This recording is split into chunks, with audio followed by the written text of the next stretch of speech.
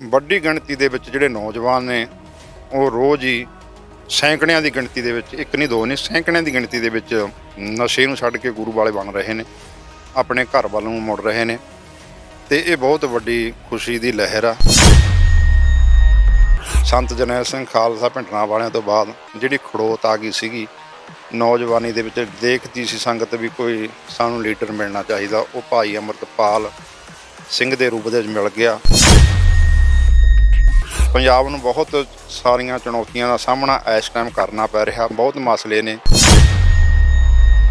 ਜੋ ਵੀ ਤੁਸੀਂ ਅੱਜ ਇੰਟਰਵਿਊ ਸੁਣ ਲਓ, ਜੋ ਵੀ ਉਸ ਨੌਜਵਾਨ ਨੇ ਕਿਹਾ ਉਹ ਅੱਜ ਪੂਰਾ ਹੋ ਰਿਹਾ, ਕੋਈ ਵੀ ਉਹਦੀ ਗੱਲ ਆਲੀ ਨਹੀਂ ਗਈ। ਉਹ ਖੜੋਤ ਉਹਦੇ ਜਾਣ ਨਾਲ ਫਿਰ ਵੱਡਾ ਘਾਟਾ ਕੌਮ ਨੂੰ ਪਿਆ ਤੇ ਭਾਈ ਅੰਮ੍ਰਿਤਪਾਲ ਸਿੰਘ ਉਹਦੀ ਜਗ੍ਹਾ ਤੇ ਆ ਕੇ ਖੜ ਗਿਆ। ਜਿਹੜੇ ਕਹਿੰਦੇ ਸੀ ਅਸੀਂ ਕਦੇ ਅੰਮ੍ਰਿਤ ਛਕਣਾ ਹੀ ਨਹੀਂ, ਗੁਰੂ ਦੇ ਚਰਨਾਂ ਦੇ ਕਦੇ ਜਾਣਾ ਹੀ ਨਹੀਂ, ਕੰਨਾਂ 'ਚ ਨੱਤੀਆਂ ਪਾਈਆਂ ਹੋਈਆਂ ਨੇ, ਕੋਈ ਕਿਸ ਤਰ੍ਹਾਂ ਵਾਲ ਕਰੀ ਫਿਰਦਾ, ਕੋਈ ਕਿਸ ਤਰ੍ਹਾਂ। ਅੱਜ ਜਦੋਂ ਉਹ ਇੱਕ ਆਵਾਜ਼ ਦੇਖਦਾ, ਸਾਰਾ ਖਾਲਸਾ ਵੀਰ ਜਿੱਥੋਂ ਲੰਘਦਾ, ਆਪ ਮੁਹਾਰੇ ਨੌਜਵਾਨ ਉਹ ਨੱਤੀਆਂ ਕੰਨਾਂ 'ਚੋਂ ਲਾ ਕੇ ਅੰਮ੍ਰਿਤ ਛਕ ਰਹੇ ਨੇ। ਦੀਪ ਸਿੱਧੂ ਦੀ ਜਿਹੜੀ ਕੁਰਬਾਨੀ ਸੀ ਉਹ ਰੰਗ ਲੈ ਆਈ ਆ। ਪੰਜਾਬ ਦੇ ਜੰਮਿਆਂ ਨੂੰ ਨਿਤ ਮੁਹਿੰਮਾਂ 'ਚ ਪੰਜਾਬ ਦੇ ਸਾਹਮਣੇ तमाम ਚੁਣੌਤੀਆਂ ਨੇ। ਲਗਾਤਾਰ ਪ੍ਰਵਾਸ ਦਾ ਮਸਲਾ ਬਣਿਆ ਹੋਇਆ, ਜਿਹੜਾ ਪੰਜਾਬ ਦਾ ਖਾਸ ਕਰ ਯੂਥ ਹੈ ਉਹ ਆਪਣੀ ਸਰਜ਼ਮੀਨ ਨੂੰ ਛੱਡ ਕੇ ਵਿਦੇਸ਼ ਦੇ ਵਿੱਚ ਜਾ ਕੇ ਪੱਕਾ ਵਸੇਬਾ ਕਰਨ ਦਾ ਰੁਝਾਨ ਰੱਖਦਾ ਏ। ਪੰਜਾਬ ਦੀ ਧਰਤੀ ਤੇ 6ਵਾਂ ਦਰਿਆ ਨਸ਼ਿਆਂ ਦਾ ਵਗਿਆ ਹੋਇਆ ਏ, ਤਾਂ ਇਸ ਨਸ਼ੇ ਦੇ ਹੜ ਦੇ ਵਿੱਚੋਂ, ਨਸ਼ੇ ਦੀ ਦਲਦਲ ਦੇ ਵਿੱਚੋਂ ਨੌਜਵਾਨਾਂ ਨੂੰ ਬਾਹਰ ਕੱਢਣ ਵਾਸਤੇ ਕਿਸ ਤਰੀਕੇ ਦੇ ਰਸਤੇ ਅਖਤਿਆਰ ਕਰਨੇ ਚਾਹੀਦੇ ਨੇ। ਜਿੱਥੇ ਸਰਕਾਰਾਂ ਫੇਲ ਹੁੰਦੀਆਂ ਸਾਬਤ ਹੋਈਆਂ ਨੇ, ਤਾਂ ਉੱਥੇ ਹੀ ਜਿਹੜੇ ਕੁਝ ਨੌਜਵਾਨ ਜਿਹੜੇ ਆਪਣੀ ਸਰ ਜ਼ਮੀਨ ਦਾ ਮੋਹ ਲੈ ਕੇ 7 ਸਮੁੰਦਰੋਂ ਪਾਰ ਗਏ ਹੋਏ ਵਾਪਸ ਆਪਣੇ ਪੰਜਾਬ ਦੇ ਵਿੱਚ ਆ ਕੇ ਸਿੱਖੀ ਦਾ ਪ੍ਰਚਾਰ ਪ੍ਰਸਾਰ ਆਰੰਭ ਕਰਦੇ ਨੇ। ਮੇਰੇ ਕਹਿਣ ਤੋਂ ਭਾਵ ਅੰਮ੍ਰਿਤਪਾਲ ਸਿੰਘ ਵਾਰਸ ਪੰਜਾਬ ਦੇ ਜਥੇਬੰਦੀ ਦੇ ਮੁੱਖ ਸੇਵਾਦਾਰ ਖਾਲਸਾ ਵਹੀਰ ਸ਼ੁਰੂ ਹੋਇਆ ਏ। ਸ੍ਰੀ ਅਨੰਦਪੁਰ ਸਾਹਿਬ ਦੀ ਪਾਵਨ ਧਰਤੀ ਤੋਂ ਕੁਝ ਮੀਲ ਦੀ ਦੂਰੀ ਤੇ ਹੈ। ਸਾਡੇ ਨਾਲ ਬਾਬਾ ਰਾਜਾ ਰਾਜ ਸਿੰਘ ਨੇ, ਉਹ ਵੀ ਖਾਲਸਾ ਵਹੀਰ ਦੇ ਮੌਜੂਦ ਨੇ, ਉਹਨਾਂ ਦੇ ਨਾਲ ਗੱਲਬਾਤ ਕਰ ਲੈਂਦੇ ਆ। तमाम ਸਵਾਲ ਹੋਣਗੇ, ਉਹਨਾਂ ਸਵਾਲਾਂ ਦੇ ਜਵਾਬ ਵੀ ਲਵਾਂਗੇ। ਬਾਬਾ ਜੀ ਸਭ ਤੋਂ ਪਹਿਲਾਂ ਸਵਾਗਤ ਹੈ ਜੀ। ਵਾਹਿਗੁਰੂ ਜੀ ਕਾ ਖਾਲਸਾ, ਵਾਹਿਗੁਰੂ ਜੀ ਕੀ ਫਤਿਹ। ਬਾਬਾ ਜੀ ਸਭ ਤੋਂ ਪਹਿਲਾਂ ਮੁੱਢਲਾ ਸਵਾਲ ਹੈ, ਖਾਲਸਾ ਵਹੀਰ ਸ਼ੁਰੂ ਹੋਇਆ ਹੈ ਨੌਜਵਾਨਾਂ ਦਾ, ਖਾਸ ਕਰ ਬਹੁਤ ਵੱਡੀ ਤਾਦਾਦ ਦੇ ਵਿੱਚ ਕਹਿ ਸਕਦੇ ਹਾਂ ਕਿ ਲਗਾਓ ਬਣਿਆ ਹੋਇਆ, ਨੌਜਵਾਨ ਲਗਾਤਾਰ ਆ ਰਹੇ ਨੇ, ਵੱਖ-ਵੱਖ ਧਰਮਾਂ ਦੇ ਵਰਗਾਂ ਦੇ ਲੋਕ ਆ ਰਹੇ ਨੇ। ਸਭ ਤੋਂ ਪਹਿਲਾਂ ਦੱਸੋ ਕਿ ਜਿਹੜੀਆਂ ਪੰਜਾਬ ਦੇ ਸਾਹਮਣੇ तमाम ਚੁਣੌਤੀਆਂ ਨੇ, ਉਹਨਾਂ ਦਾ ਹੱਲ ਖਾਲਸਾ ਵਹੀਰ ਦੇ ਵਿੱਚ ਪਿਆ ਨਜ਼ਰ ਆਉਂਦਾ ਹੈ? ਦੇਖੋ, ਸ੍ਰੀ ਅਕਾਲ ਤਖਤ ਸਾਹਿਬ ਤੋਂ 23 ਤਰੀਕ ਤੋਂ ਜਿਹੜਾ ਖਾਲਸਾ ਵਹੀਰ ਆਰੰਭ ਹੋਇਆ ਤੇ ਇਹ ਹੁਣ ਅੱਜ ਜਿਹੜੀ ਇਸ ਮੁਹਿੰਮ ਦੀ ਪਹਿਲਾ ਪੜਾਅ ਉਹ ਸ੍ਰੀ ਅਨੰਦਪੁਰ ਸਾਹਿਬ ਕੱਲ੍ਹ ਅੱਜ ਜਾ ਕੇ ਸ਼ਾਮ ਨੂੰ ਉੱਥੇ ਇਹਦਾ ਪਹਿਲਾ ਪੜਾਅ ਜਿਹੜੀ ਉਹਦੀ ਸਮਾਪਤੀ ਹੋ ਜਾਣੀ ਆ। ਤੇ ਇਸ ਦੌਰਾਨ ਮਾਝੇ ਤੇ ਦੁਆਬੇ ਦੇ ਵਿੱਚ ਇਹ ਵਹੀਰ ਵਿਚਰੀ ਆ, ਜਿੱਥੇ ਜਿੱਥੇ ਵੀ ਗਈ ਆ। ਸਤਿਗੁਰੂ ਮਹਾਰਾਜ ਦੀ ਬਹੁਤ ਵੱਡੀ ਕਿਰਪਾ ਰਹੀ ਆ ਕਿ ਉੱਥੇ ਹਰ ਰੋਜ਼ ਹੀ ਅਨੇਕਾਂ ਪ੍ਰਾਣੀ ਇਸ ਦੇ ਵਿੱਚ ਸ਼ਾਮਲ ਹੁੰਦੇ ਰਹੇ ਤੇ ਵੱਡੀ ਗਿਣਤੀ ਦੇ ਵਿੱਚ ਜਿਹੜੇ ਨੌਜਵਾਨ ਨੇ ਉਹ ਰੋਜ਼ ਹੀ ਸੈਂਕੜਿਆਂ ਦੀ ਗਿਣਤੀ ਦੇ ਵਿੱਚ, ਇੱਕ ਨਹੀਂ ਦੋ ਨਹੀਂ, ਸੈਂਕੜਿਆਂ ਦੀ ਗਿਣਤੀ ਦੇ ਵਿੱਚ ਨਸ਼ੇ ਨੂੰ ਛੱਡ ਕੇ ਗੁਰੂ ਵਾਲੇ ਬਣ ਰਹੇ ਨੇ, ਆਪਣੇ ਘਰ ਵੱਲ ਨੂੰ ਮੁੜ ਰਹੇ ਨੇ ਤੇ ਇਹ ਬਹੁਤ ਵੱਡੀ ਖੁਸ਼ੀ ਦੀ ਲਹਿਰ ਆ।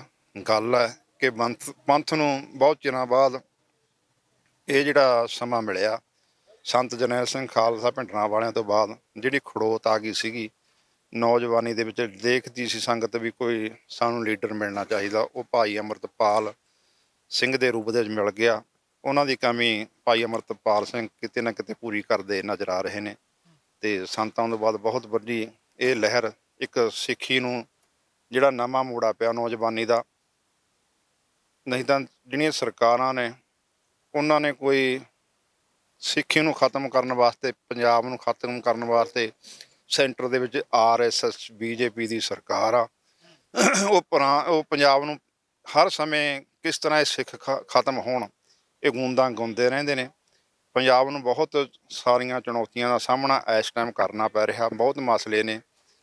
ਕਿਤੇ ਨਸ਼ੇ ਦਾ ਮਸਲਾ ਵੱਡਾ, ਜਿਹੜਾ ਨਸ਼ੇ ਦੇ ਵਿੱਚ ਜਿਹੜੇ ਨੌਜਵਾਨ ਨੇ ਉਹ ਟੀਕੇ ਲਾ ਕੇ ਮਰ ਗਏ, ਜਿਨ੍ਹਾਂ ਦੇ ਘਰ ਖਾਲੀ ਹੋ ਗਏ, ਉਹਨਾਂ ਮਾਵਾਂ ਨੂੰ ਪੁੱਛੋ ਜਾ ਕੇ ਵੀ ਉਹਨਾਂ ਨਾਲ ਕੀ ਬੀਤਦੀ ਆ। ਬਾਬਾ ਜੀ ਇੱਕ ਲੋਕਾਂ ਦਾ ਸਵਾਲ ਹੈ, ਉਹ ਕਹਿੰਦੇ ਨੇ ਕਿ ਅੰਮ੍ਰਿਤਪਾਲ ਸਿੰਘ ਨੇ ਜਿਹੜੀ ਵਹੀਰ ਸ਼ੁਰੂ ਕੀਤੀ ਹੈ ਸ਼ਲਾਘਾਯੋਗ ਹੈ। ਨੌਜਵਾਨ ਸਿੱਖੀ ਦੇ ਨਾਲ ਜੁੜ ਰਹੇ ਨੇ, ਸਿੱਖੀ ਦਾ ਪ੍ਰਚਾਰ ਪ੍ਰਸਾਰ ਹੋ ਰਿਹਾ ਹੈ। ਕਹਿੰਦੇ ਨੇ ਕਿ ਜਿਹੜੇ ਲੋਕਾਂ ਨੇ ਧਰਮ ਦੇ ਪਹਿਰਾਵੇ ਦੇ ਵਿੱਚ ਲਗਾਤਾਰ ਪੰਜਾਬ ਦੀ ਸਿੱਖਾਂ ਦੀ ਲੁੱਟ ਕੀਤੀ, ਉਹਨਾਂ ਲੋਕਾਂ ਦੇ ਨਾਲ ਭਾਈ ਅਮਰਤਪਾਲ ਸਿੰਘ ਦੀ ਨੇੜਤਾ ਹੈ, ਕਿਤੇ ਨਾ ਕਿਤੇ ਨੇੜਤਾ ਜਿਹੜੀ ਇਹ ਘਾਤਕ ਸਾਬਤ ਹੋਊਗੀ। ਤੁਹਾਡੇ ਨਜ਼ਰੀਏ ਤੋਂ ਇਸ ਸਵਾਲ ਦਾ ਜਵਾਬ ਕੀ ਹੈ? ਦੇਖੋ, ਭਾਈ ਅਮਰਤਪਾਲ ਸਿੰਘ ਜਿਸ ਦਿਨ ਦਾ ਆਇਆ, ਹਜ਼ਾਰਾਂ ਦੀ ਗਿਣਤੀ ਦੇ ਵਿੱਚ ਜਿਹੜੇ ਨੌਜਵਾਨ ਨਸ਼ੇ ਛੱਡ ਕੇ ਗੁਰੂ ਵਾਲੇ ਬਣ ਗਏ ਤੇ ਬਣ ਰਹੇ ਨੇ। ਤੇ ਦੇਖੋ, ਇਹ ਪੰਥ ਆ, ਵਿਸ਼ਾਲ ਆ, ਇਹਦੇ ਵਿੱਚ ਅਸੀਂ ਸਾਰਿਆਂ ਨੂੰ ਜਿਉ ਆਇਆ ਕਹਿੰਦੇ ਆ, ਜਿਹੜਾ ਕੋਈ ਆਊਗਾ। ਪਰ ਜਿਹੜੇ ਧਾਰਮਿਕ ਆਗੂ ਨੇ ਪਹਿਲਾਂ ਵਾਲੇ, ਚਾਹੇ ਉਹ ਰਾਜਨੀਤਿਕ ਹੋਣ, ਜਿਨ੍ਹਾਂ ਨੂੰ ਸੰਗਤ ਪਰਖ ਚੁੱਕੀ ਆ, ਉਹ ਉਹਨਾਂ ਦੀ ਕਸੌਟੀਆਂ ਤੇ ਖਰੇ ਨਹੀਂ ਉਤਰੇ। ਪਰ ਉਹ ਕਹਿੰਦੇ ਨੇ ਵੀ ਹਾਥੀ ਦੀ ਪੈੜਾਂ ਦੇ ਵਿੱਚ ਸਾਰੀਆਂ ਪੈੜਾਂ ਆ ਜਾਂਦੀਆਂ ਨੇ। ਸਾਰੇ ਮਸਲਿਆਂ ਦਾ ਹੱਲ ਇਹ ਖਾਲਸਾ ਵਹੀਰ ਆ। ਭਾਈ ਅਮਰਤਪਾਲ ਸਿੰਘ ਕੋਈ ਆਪਦਾ ਨਿੱਜੀ ਘਰ ਬਣਾਉਣ ਵਾਸਤੇ ਨਹੀਂ ਆਇਆ ਉੱਥੋਂ ਵਿਦੇਸ਼ ਦੇ ਵਿੱਚੋਂ।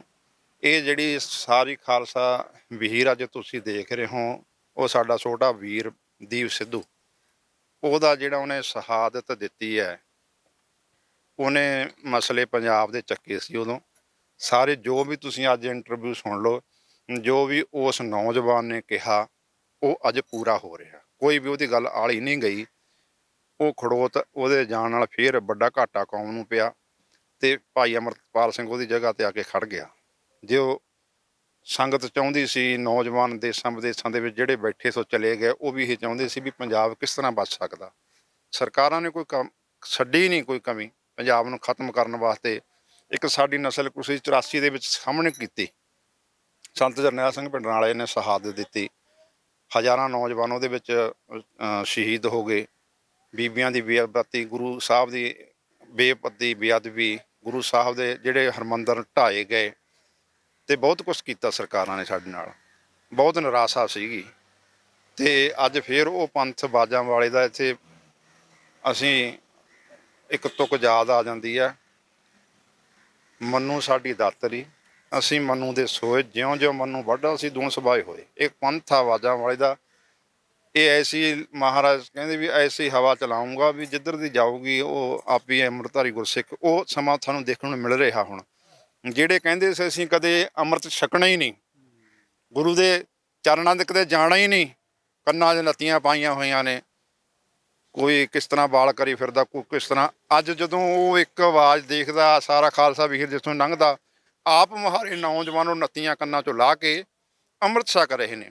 ਇਹ ਗੁਰੂ ਦੀ ਕਿਰਪਾ ਕਲਾ ਵਰਤ ਗਈ ਆ ਨਾ। ਦੀਪ ਸਿੱਧੂ ਦੀ ਜਿਹੜੀ ਕੁਰਬਾਨੀ ਸੀ ਉਹ ਰੰਗ ਲੈ ਆਈ ਆ। ਉਹਦੀ ਜਿਹੜੀ ਕੁਰਬਾਨੀ ਆ ਉਹ ਰੰਗ ਲੈ ਕੇ ਆਈ ਆ। ਉਹ ਇਹੀ ਕੁਛ ਚਾਹੁੰਦਾ ਸੀਗਾ। ਸੰਤ ਜਰਨੈਲ ਸਿੰਘ ਭਿੰਡਰਾਂਵਾਲਿਆਂ ਦਾ ਵੀ ਇਹੀ ਸੁਪਨਾ ਸੀ।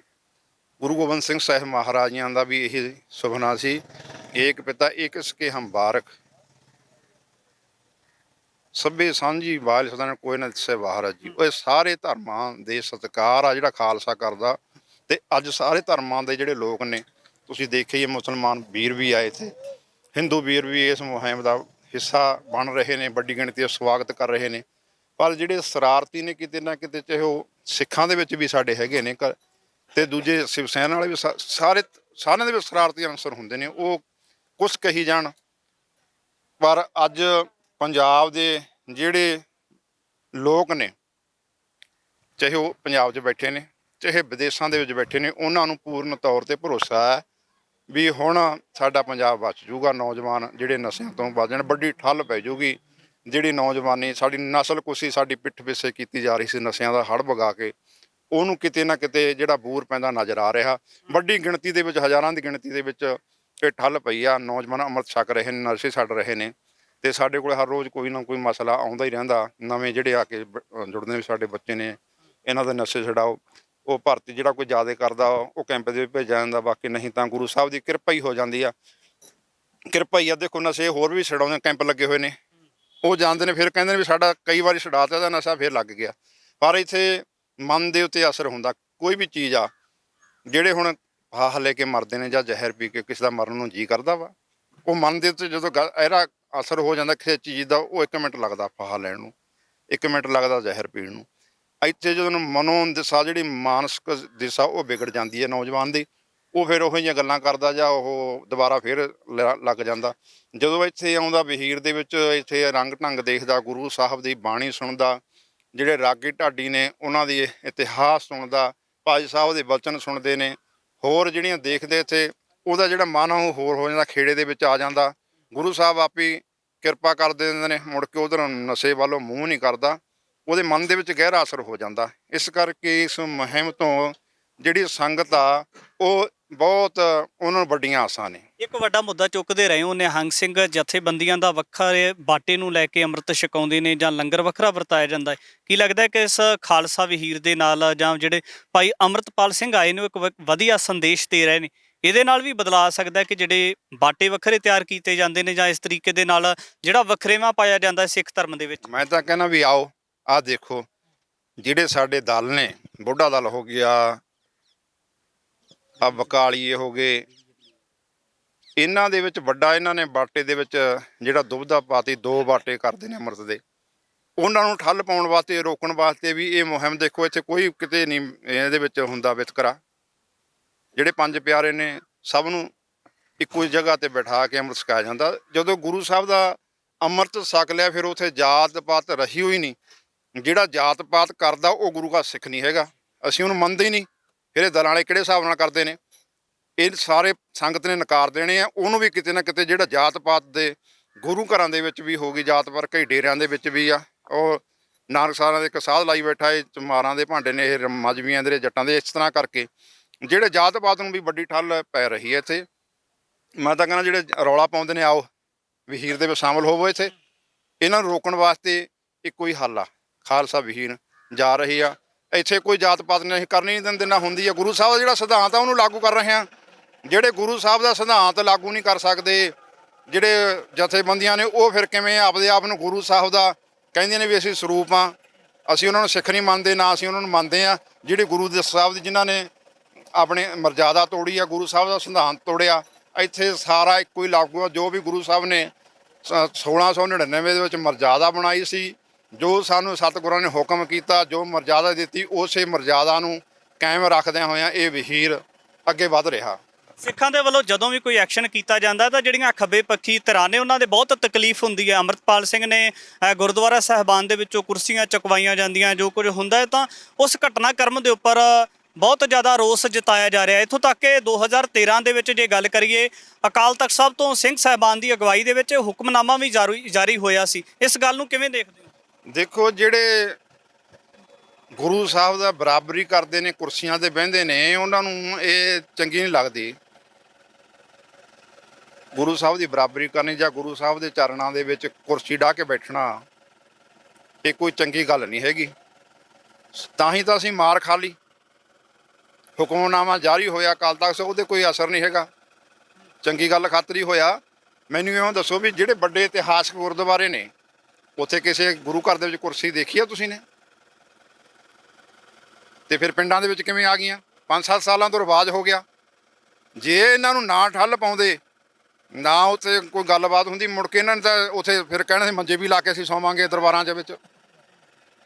ਇਹਨਾਂ ਨੂੰ ਨੱਥ ਪਾਉਣ ਵਾਸਤੇ ਵਹੀਰ ਕਰ ਰਹੀ ਹੈ ਸਾਰੇ ਕਾਰਜ। ਦੇਖੋ, ਗੁਰੂ ਦੀ ਮਰਜ਼ਾਦਾ, ਕਿਤੇ ਕੁਰਸੀਆਂ ਦਰਬਾਰ ਸਾਹਿਬ ਦੇ ਵਿੱਚ ਲਾ ਲਈਆਂ, ਕਿਤੇ ਅੰਮ੍ਰਿਤ ਦੇ ਵਿੱਚ ਵੰਡੀ ਪਾਤੀ, ਕਿਤੇ ਗੁਰੂ ਸਾਹਿਬ ਜਿਹੜੇ ਛੋਟੀ ਜਾਤੀ ਦੇ ਲੋਕ ਨੇ, ਇਹ ਜਿਹੜੇ ਜਥੇਬੰਦੀਆਂ ਵਾਲੇ ਨੇ, ਉਹਨਾਂ ਨੂੰ ਪਾਠ ਨਹੀਂ ਕਰਨ ਦਿੰਦੇ ਗੁਰੂ ਗ੍ਰੰਥ ਸਾਹਿਬ ਦੇ, ਪਾਲਕੀ ਦੇ ਵਿੱਚ ਨਹੀਂ ਬਣ ਦਿੱਤਾ ਜਾਂਦਾ। ਜਿਹੜੀਆਂ ਕੁਰੈਤਾਂ ਆ ਗਈਆਂ, ਇਹਨਾਂ ਨੂੰ ਰੋਕਣ ਵਾਸਤੇ ਖਾਲਸਾ ਮੁਹਿੰਮ ਆ।